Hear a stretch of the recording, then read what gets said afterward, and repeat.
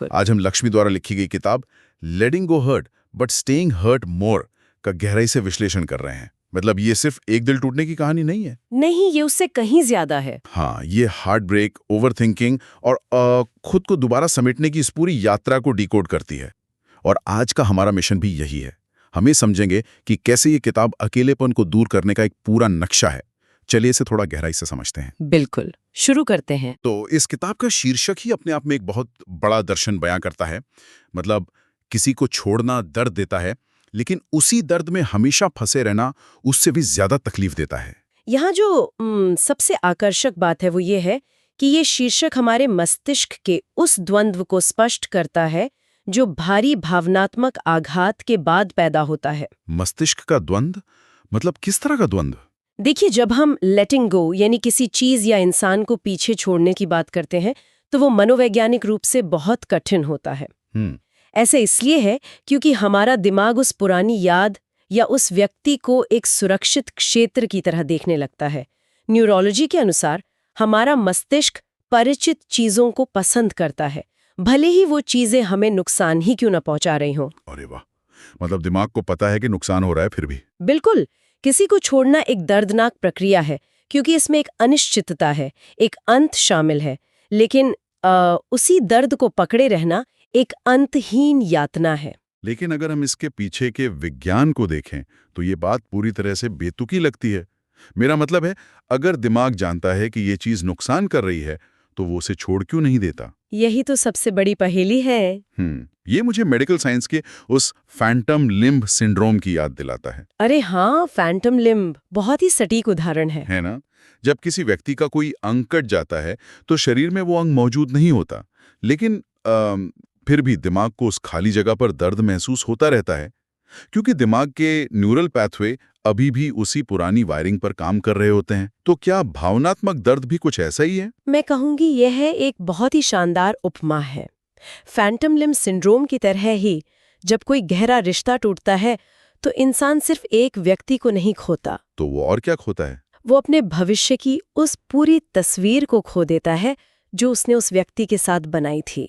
इसे मनोविज्ञान में आइडेंटिटी एनमेशमेंट कहा जाता है। आइडेंटिटी एनमेशमेंट मतलब अपनी पहचान खो देना? एक तरह से हाँ। व्यक्ति की अपनी पहचान उस दूसरे इंसान के साथ इतनी गहराई से उलझ जाती है कि जब वो इंसान चला जाता है तो दर्द ही वो आखिरी कड़ी बचता है जो दोनों को जोड़े रखता है। बाप रे, ये तो बहुत गहरी बात है। बिल्कुल।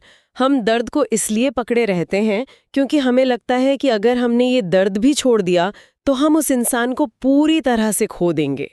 किताब इसी नाजुक संतुलन की बात करती है। ये सच में बहुत शक्तिशाली विचार है, दर्द को एक आखिरी निशानी के रूप में संजो कर रखना।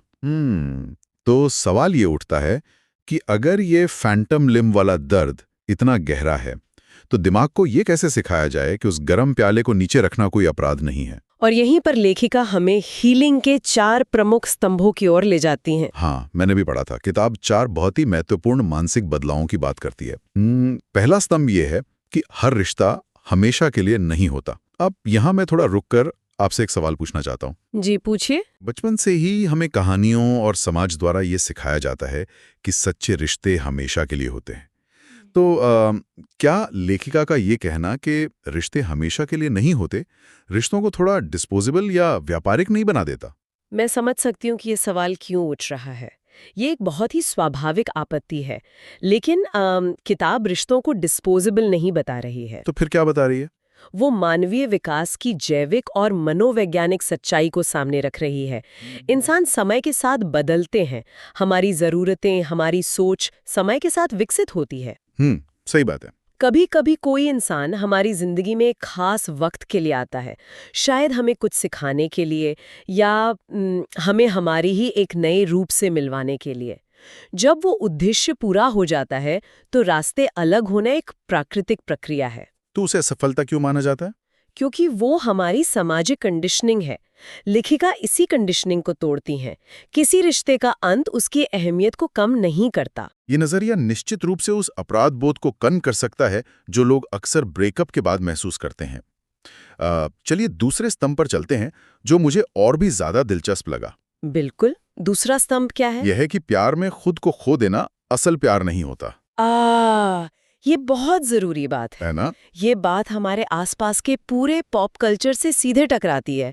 अगर हम फिल्में देखें या गाने सुने तो हर जगह प्यार में खुद को पूरी तरह मिटा देने को बहुत महान बताया जाता है। बिल्कुल, जैसे वही प्यार का सबसे ऊंचा रूप हो। हाँ, ऐसा दिखाया जाता है कि अगर किसी ने अपनी पूरी पहचान नहीं खो दी तो उसका प्यार सच्चा था ही नहीं। ये किताब तो पूरी तरह से उस रोमांटिक विचारधारा के खिलाफ जा रही है। बिल्कुल जा रही है, और ऐसा होना बहुत जरूरी भी है। जिसे लोकप्रिय संस्कृति सच्चा प्यार कहती है, मनोविज्ञान उसे कोडिपेंडेंसी यानी सहनिर्भरता कहता है। कोडिपेंडेंसी, हाँ, ये किताब बहुत ही स्पष्ट रूप से उस विषैले विचार को खारिज करती है कि किसी और के लिए अपने अस्तित्व को खत्म कर देना प्यार है। लेखिका ने यहाँ सेल्फ लव को प्राथमिकता दी है। खुद से प्यार करना। बिल्कुल। जब कोई इंसान अपनी खुशी, अपना आत्मसम्मान और अपनी पूरी दुनिया किसी दूसरे के कंधों पर डाल देता है तो वो दूसरे इंसान पर एक अनुचित बोझ डालने जैसा है। और जब वो रिश्ता टूटता है तो व्यक्ति सीधे शून्य में गिर जाता है, क्योंकि उसने अपने खुद के वजूद का कोई आधार ही नहीं छोड़ा होता। मतलब जब तक आप खुद से प्यार नहीं करते तब तक किसी और से प्यार करना बस एक तरह का छलावा है। ये बहुत तगड़ी बात है।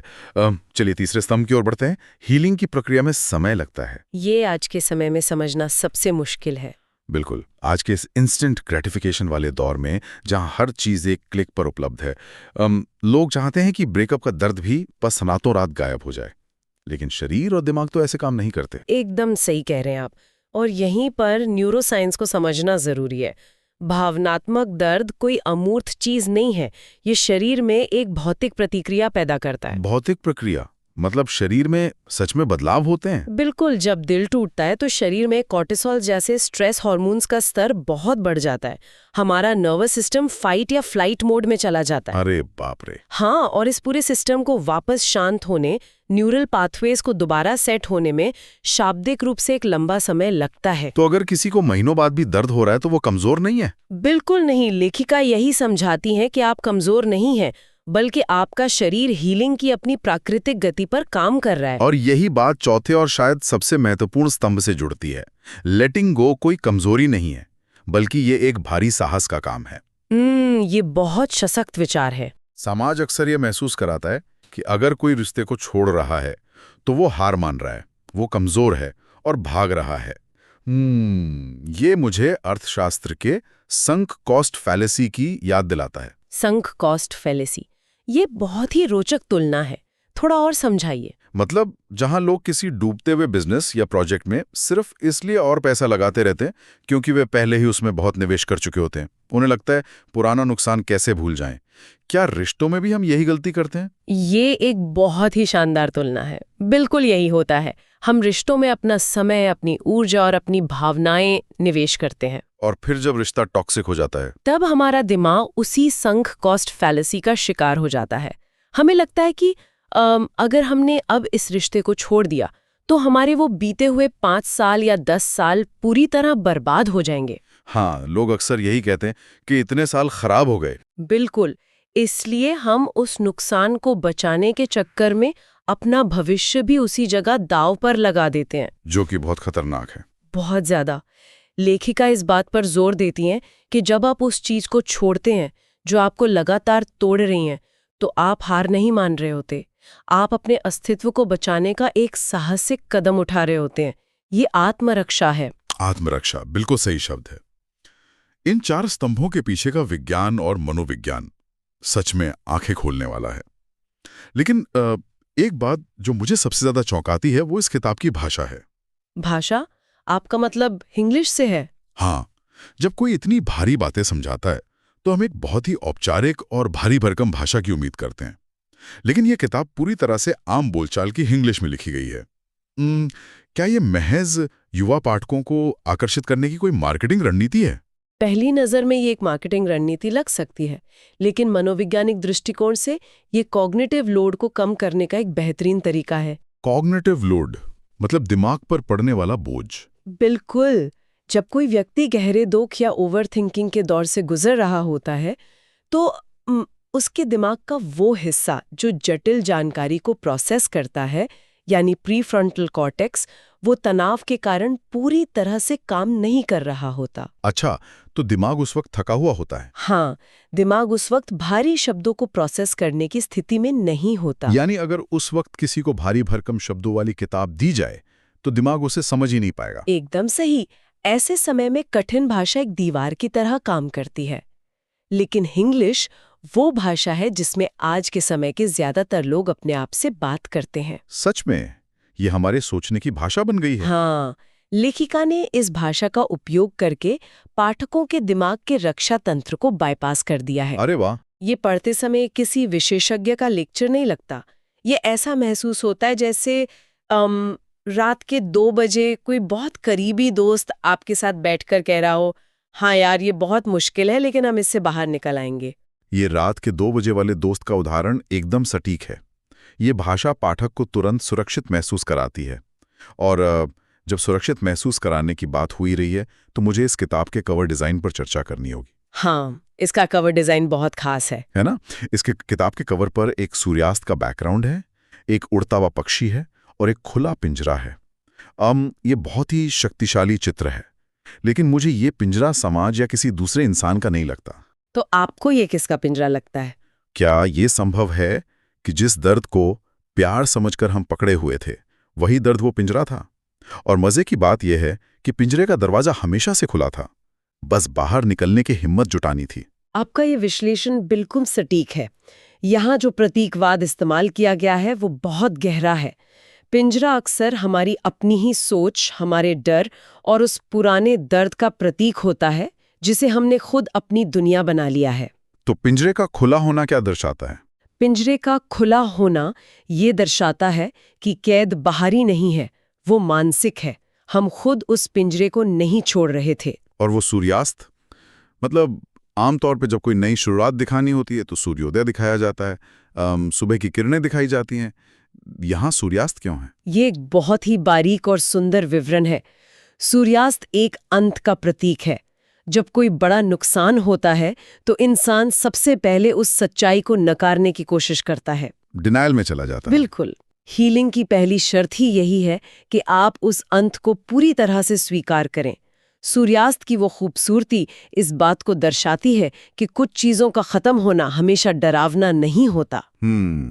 ये अपने आप में एक शांत प्रक्रिया हो सकती है। हाँ, ये इस बात की स्वीकृति है कि आज का दिन खत्म हो गया है, जो कि रात के अंधेरे के बाद एक नई सुबह की नींव रखता है। ये कवर और भाषा मिलकर इसे एक इमोशनल साथी बनाते हैं। इमोशनल साथी, ये सुनने में बहुत अच्छा लगता है। लेकिन चूंकि हम इस डीप डाइव में हर पहलू का निष्पक्ष विश्लेषण कर रहे हैं, तो हमें इसके दूसरे पक्ष पर भी बात करनी होगी। बिल्कुल, सीमाओं पर बात करना जरूरी है। हाँ, इस किताब की एक आलोचना ये है कि ये भावनाओं पर बहुत ज्यादा फोकस करती है, लेकिन इसमें व्यवहारिक सलाह या ठोस कदमों की कमी है। अब यहाँ मुझे थोड़ी उलझन होती है। मान लीजिए कोई व्यक्ति सच में एक ब्रेकअप के गहरे अंधेरे में डूब रहा है, तो क्या सिर्फ ये जानना काफी है कि तुम्हारा दर्द जायज है? अब सही दिशा में सोच रहे हैं। मतलब अगर कोई इंसान पानी में डूब रहा है तो उसे तैरने के व्यवहारिक तरीकों की जरूरत होती है, ना कि किसी ऐसे इंसान की जो किनारे पर खड़े होकर कहे, हाँ यार मैं समझ सकता हूँ कि पानी बहुत गहरा है। ये बहुत ही जायज आलोचना है। क्या बिना किसी ठोस प्रैक्टिकल कदम के, जैसे अपना रूटीन कैसे बदलें या थेरेपी कैसे लें, केवल एक इमोशनल वैलिडेशन देने वाली किताब वास्तव में मददगार हो सकती है? देखिए, अगर कोई व्यक्ति रिकवरी के आखिरी चरण में है, जहां उसे अपनी जिंदगी को दोबारा ट्रैक पर लाना है, तो शायद ये किताब उसके लिए काफी ना हो। वही तो। लेकिन अगर हम हीलिंग के मनोविज्ञान और ट्रॉमा रिस्पॉन्स को करीब से देखें तो हमें इस कमी का एक बिल्कुल अलग नजरिया मिलता है। वो कैसे? जब कोई इंसान गहरे इमोशनल आघात से गुजर रहा होता है तो उसका नर्वस सिस्टम पूरी तरह से डिसरेगुलेटेड होता है। मतलब सब कुछ उथल-पुथल होता है। बिल्कुल। उस वक्त अगर आप उसे कोई 10 कदम का एक्शन प्लान दे भी दें तो वो पैनिक की वजह से उसे अपना ही नहीं पाएगा। यानी वो उस व्यावहारिक ज्ञान को समझने की स्थिति में ही नहीं होता। एकदम सही। उस गहरे आघात के तुरंत बाद व्यक्ति को लॉजिक की नहीं बल्कि इमोशनल ट्रियाज की जरूरत होती है। ट्रियाज? ट्रियाज का मतलब है मेडिकल इमरजेंसी में सबसे पहले खून बहने से रोकना। ये किताब वही ट्रियाज है। अच्छा, तो ये सबसे पहला बैंडेड है। हाँ, इंसान को सबसे पहले इस एहसास की जरूरत होती है कि उसका दर्द असली है, वो पागल नहीं हो रहा है, और इस दुनिया में कोई तो है जो बिना किसी निर्णय के उसे समझ रहा है। इसे ही आप इमोशनल वैलिडेशन कह रही थी। बिल्कुल। ये किताब आपको रोने की, दुखी होने की अनुमति देती है, जो हीलिंग का सबसे जरूरी हिस्सा है। जब तक आप दर्द को महसूस नहीं करेंगे, तब तक आप उसे जाने कैसे देंगे? बात तो सही है। जब व्यक्ति थोड़ा शांत हो जाता है, तब जाकर उसका दिमाग प्रैक्टिकल कदम उठाने के लिए तैयार होता है। हाँ, इसलिए जो इसकी कमी लग सकती है, वो वास्तव में इसके शुरुआती चरण की सबसे बड़ी ताकत है। ये किताब आपको तुरंत ठीक करने का दावा नहीं करती। तो ये क्या करती है? ये बस उस अंधेरे कमरे में आपके साथ आकर बैठ जाती है। ये नजरिया वाकई बहुत गहराई से चीजों को स्पष्ट कर देता है। ये ऐसा है जैसे कोई आपको गड्ढे से बाहर निकालने के लिए तुरंत भाषण नहीं दे रहा। बिल्कुल नहीं। बल्कि पहले वो उस गड्ढे में आपके साथ आकर बैठता है और कहता है, हाँ यार, यहाँ बहुत अंधेरा है और ये जगह डरावनी है। सिर्फ ये जानना कि उस अंधेरे में कोई और भी मौजूद है, आगे बढ़ने की आधी ताकत दे देता है। एकदम सही कहा आपने। और यही कारण है कि ये किताब उन लोगों के लिए इतनी मददगार है। समाज तो हमेशा कहता है, अरे भूल जाओ, मजबूत बनो। ये किताब कहती है, रुक जाओ, दर्द को महसूस करो, और जब तैयार हो जाओ तब जाने दो। और यही जब तैयार हो जाओ वाला हिस्सा सबसे महत्वपूर्ण है। रिकवरी की कोई टाइमलाइन नहीं होती। बिल्कुल। तो अगर हम आज की इस पूरी चर्चा को समेटें, तो ये स्पष्ट हो जाता है कि ये किताब केवल पन्नों पर छपे शब्दों का समूह नहीं है। बिल्कुल नहीं। ये खुद को माफ करने और खुद से दोबारा प्यार करने की एक मनोवैज्ञानिक यात्रा है। ये हमें सिखाती है कि दर्द किसी भी इंसान की जिंदगी का पूर्ण विराम नहीं होता। ये एक अल्प विराम है, एक ठहराव है, अंत नहीं। बिल्कुल। और अब जब हम इस चर्चा के अंत की ओर बढ़ रहे हैं, ये जरूरी है कि हम वापस उसी गर्म चाय के प्याले वाले उदाहरण पर आएं जिससे हमने शुरुआत की थी। वो प्याला जो हाथों को जला रहा था। हाँ, अक्सर लोग उस प्याले को इसलिए पकड़े रहते हैं क्योंकि उन्हें डर होता है कि अगर उन्होंने उसे छोड़ दिया तो उनके हाथ पूरी तरह से खाली रह जाएंगे। खाली हाथों का विचार इंसानी दिमाग को बहुत डराता है। खालीपन का डर। लेकिन अगर हम इस पूरे परिदृश्य को एक अलग नजरिए से देखें, अगर हम उन खाली हाथों को एक नुकसान की तरह देखने के बजाय एक अनिवार्य शर्त की तरह देखें तो। एक अनिवार्य शर्त? जरा सोचिए, जब तक आपके हाथ किसी पुरानी और दर्दनाक चीज से भरे हुए हैं, तब तक आप कुछ भी नया कैसे पकड़ सकते हैं? ये तो है। क्या ऐसा नहीं हो सकता कि हमारे जीवन के वे टूटे हुए हिस्से किसी खत्म हो चुकी कहानी का मलबा ना हो, बल्कि वे एक नई इमारत बनाने के लिए कच्चा माल हो? बहुत ही खूबसूरत विचार है ये। अगर खाली हाथों का मतलब कुछ ना होना नहीं, बल्कि सब कुछ संभव होना हो, तो क्या हमारा आज का ये दर्द, जिसे हम छोड़ने से इतना डर रहे हैं, वास्तव में हमें कल के लिए और भी अधिक आजाद नहीं कर देगा? सच में ये एक बहुत ही गहरा और विचारणीय प्रश्न है। खालीपन हमेशा एक अंत नहीं होता, ये किसी नई चीज के आने की जगह भी बनाता है। बिल्कुल। और इसी गहरे विचार के साथ हम आज के इस डीप डाइव को यहीं विराम देते हैं। हमें उम्मीद है कि इस चर्चा ने भावनाओं की जटिल परतों को सुलझाने में मदद की होगी। हमारे साथ जुड़ने के लिए सभी का बहुत बहुत धन्यवाद। अगली बार फिर मिलेंगे एक नए विषय के साथ।